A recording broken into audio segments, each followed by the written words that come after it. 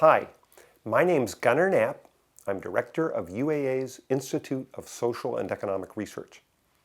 Our state of Alaska is facing a very serious financial challenge.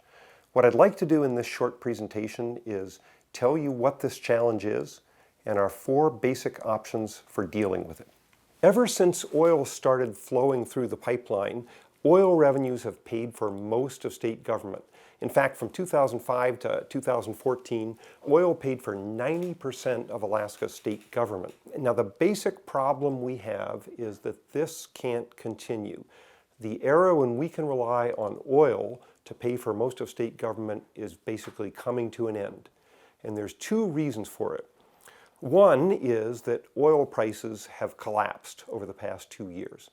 And a second reason, which is a longer-term reason but just as important, is that North Slope oil production is declining.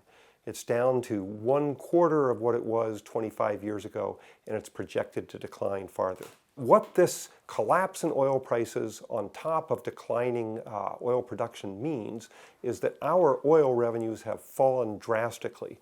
Over the past 4 years, our oil revenues have fallen by almost 90%.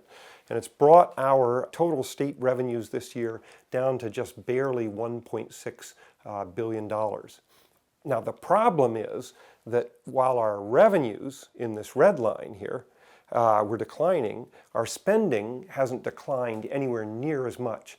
And this has left us with a huge budget deficit of $3.6 billion. So here's basically what our fiscal situation looks like this year. We're spending $5.2 billion, and we only have $1 billion of oil revenue and another $500 million of other revenues to pay for it. And it's leaving us with a $3.6 billion deficit that we're paying for from our savings. Now, the problem is that we can't go on running deficits like this. We have saved up at the moment about $6.7 billion in a savings account called the Constitutional Budget Reserve Fund. But at deficits like this year's level, those savings would be completely drained in just 2 years. Now, this means that we're going to have to make some drastic changes either to what we spend or how we pay for it. And basically, we only have 4 options for fixing this deficit. We're going to have to either cut spending, increase our revenues, cut dividends, or save less. So I want to just briefly tell you something about each of those options. Here's what we're spending $5.2 billion on in fiscal year 16 this year. If we're going to cut spending, this is what the cuts have to come out of. The largest part of our spending, shown in blue here, almost 1/4 of our spending is what we're paying for the Department of Education and Early Development.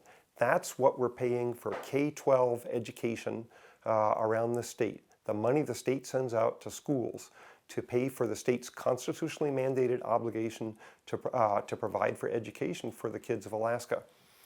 The second largest part of the budget, $1.2 billion, 1/5 of the budget, is the Department of Health and Social Services. About half of that is the Medicaid program, which pays for health care for poor people, and the rest pays for a very wide variety of social service programs in Alaska. All these green bars here, $1.5 billion in total, are the budgets for all our other state agencies combined. The university, Department of Corrections, Transportation, and others. Up here we have $500 million that we're spending in oil tax credits to encourage exploration for oil in the state.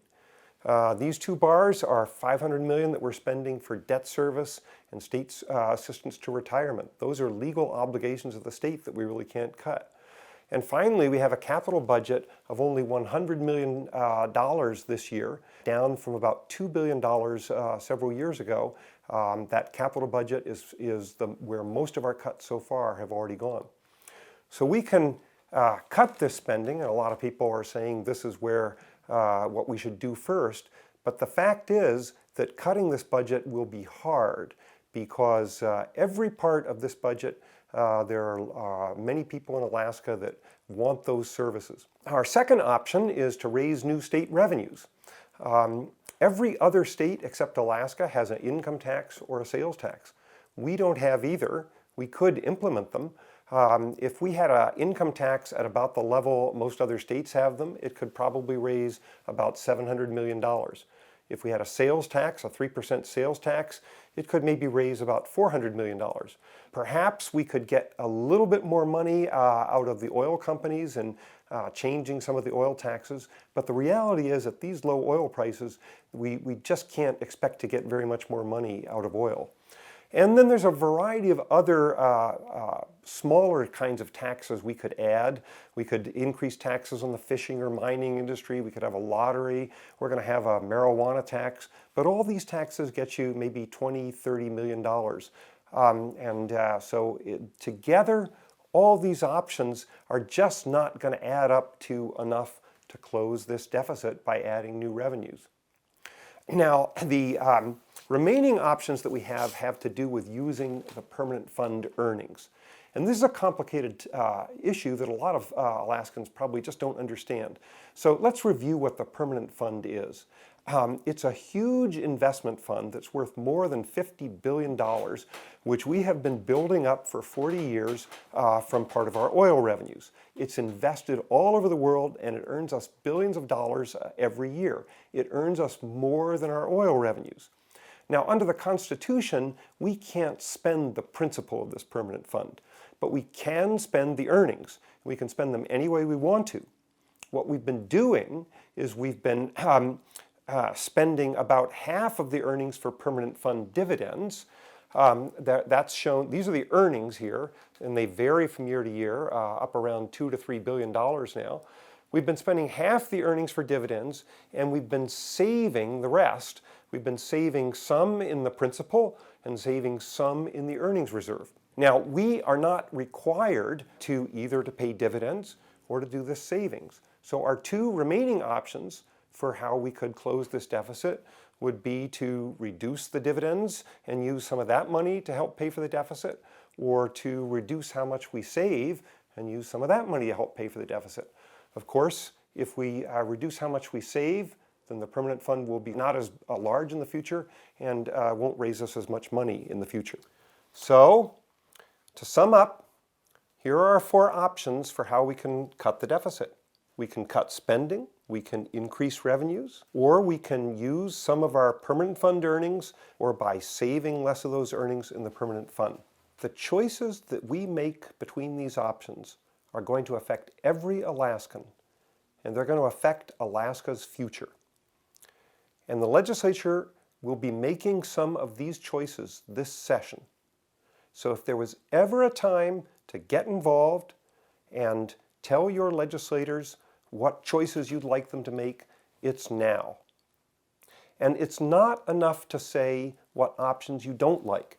It's not enough to say that you don't want to cut spending, or that you don't want new taxes, or that you don't want your dividend cut, or that you don't want us to reduce our savings. What we need to tell our legislators, what we need to say is what combination of these options we're willing to do, what combination we think is best to address this deficit that we have to fix, and what combination of options is best for Alaska's future. Thanks.